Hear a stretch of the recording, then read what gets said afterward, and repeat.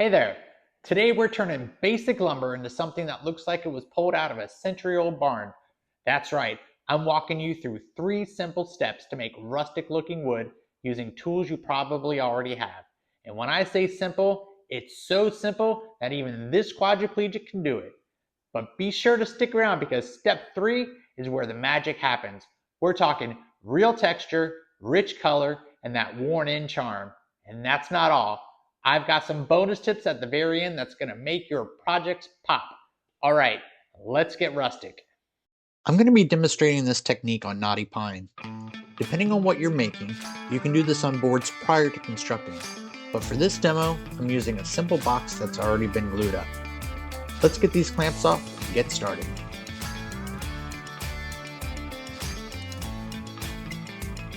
Step 1. We're going to scar the wood using a handsaw. I'm using a Japanese flush cut saw that I got from Amazon for about 20 bucks, but you can use anything you have on hand.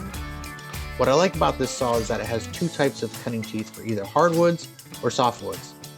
Now don't worry, this isn't about cutting it up, we're just giving it personality. Take your saw and drag it lightly across the grain. Straight lines, diagonal, even some crosshatch if you're feeling fancy. This blade is very thin and flexible as well, so being able to take off random areas on the surface is a breeze. You're trying to make it look like this wood has lived a life, been walked on, nailed down, maybe even sat out in a thunderstorm or two. Imperfections are the goal. The more variety in your markings, the more believable that rustic look becomes. Try tapping in some dents with the side of your saw, or even beating it up with random objects, like a chain, a hammer claw, or an old screwdriver. And don't forget the edges. A little damage around the sides can make it look like it's been pried up from somewhere it belonged. The key to this step is randomness. Next up, step 2. Let's bring out the grain using a wire brush on a drill. Attach a wire cup or wheel brush to your drill, then gently run it across the wood surface. What this does is eat away at the soft grain while leaving the hard grain behind, and that creates an amazing raised texture. Make sure you move with the grain, not against it, and try to keep a steady hand. Don't rush, let the brush do the work. Pine works especially well for this because it has softer grain. You'll see that dramatic effect almost immediately. Want to go extra rustic? After a light sanding, do a second pass with the wire brush. That'll give you an even more weathered finish. And always, I mean always, wear eye protection. A rogue wire bristle in the face? Not rustic, just painful.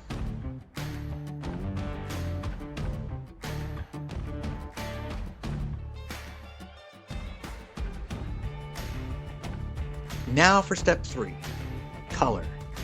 This is where the wood really comes to life. We're going to use multiple layers of stain to get that aged, lived-in look. If you haven't seen it yet, be sure to check out my video that goes into detail and explains my DML method on applying stain. Here's the basics on what to do. Start with a dark stain like walnut or espresso. Dab it into the deepest cracks or indentations. I also like to put it on the larger knots to really pull out the texture of them. Let it sit for 30 seconds to a minute, then wipe off the excess. Keep these dark areas to a minimum. They're more or less accent spots. And if the stain gets away from you, just try to rub and blend it in as much as possible.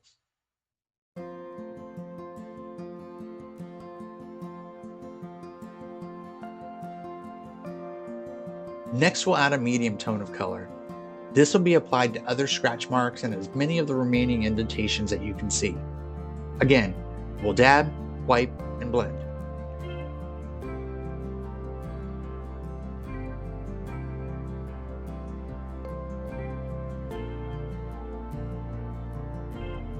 If you want the outdoor weathered look, you can also add a little gray or weathered oak.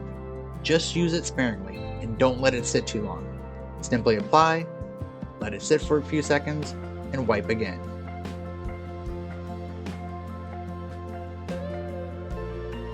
The final step in staining is adding the lightest color. apply this to the remaining areas that clearly don't have any stain. And as you might have guessed by now, let it sit for a few seconds and then wipe and blend. You can even dry brush a little white paint across the green for that driftwood farmhouse vibe. Just make sure you sand it lightly afterwards so it looks natural. The key is layering. No two boards will look the same, and that's exactly what we want. Alright, want to take things even further? Here's that bonus step I promised you. You saw me cutting and making a lot of small cuts on the ends. You can distress the edges even more with the chisel. Just randomly knock off some of those little cut tabs to make the spaces in between a little wider. I also like to take the chisel and wiggle it down some of the saw grooves to add a little more texture. And don't be afraid to hit the corners with a hammer to make them look worn down. While you have that hammer in your hand, give your board a few good whacks. It's weirdly therapeutic. After you let your stain dry, don't forget to seal it all in by using a matte polyurethane or rub-on furniture wax. That way, your wood has that silky finish without looking overly shiny. Now that your wood looks beautifully rustic, what should you do with it? Well, in this case, my wife wanted another box by the tub to hold her candles and washcloths. But here are a few ideas for you.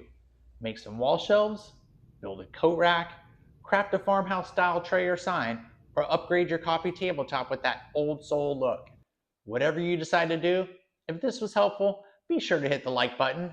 And hey, if you try this out, I'd love to see your results. Tag me in your photos or drop a comment below and tell me what you're making. All right, thanks for watching, happy building, and I'll see you soon.